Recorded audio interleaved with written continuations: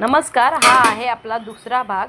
आता आपली आलू वडी तयार झाली आहे। आपण तिला थंड करून काढून घेऊयात। हे बघा, या अशा प्रकारे थंड झाल्यावर आपण तिला कट करून घेऊयात। चांगली 20 ते 25 मिनिटं बॉईल झाले ना की ते कापताना तुटत नाही। बघा, अशा प्रकारे ते कापून व्यवस्थित तयार होतात। अशा प्रकारे ते कट करून आपल्याला घ्यायचे आहेत। तुम्ही ह्या डीप फ्राय पण करू शकता किंवा पॅनवर तुम्ही कमी तेलात त्यांना फ्राय देखील करू शकता।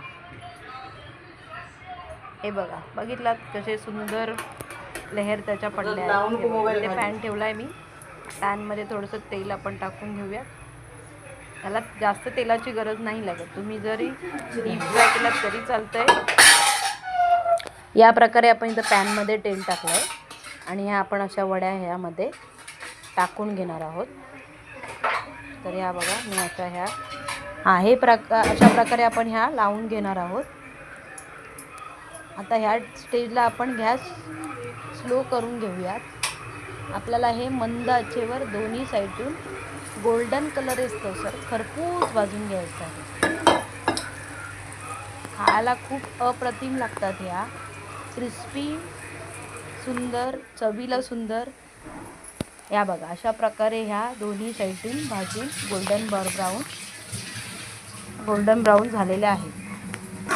आता आपण ह्या एक एक अशा काढून घेऊयात। तुम्ही पाहू शकता तेल तर राहिलंच नाही, पण त्या क्रिस्पी पण झालेल्या आहेत, कारण ठेवताना ते कुठेही तुटत नाही आहे। बघा, व्यवस्थित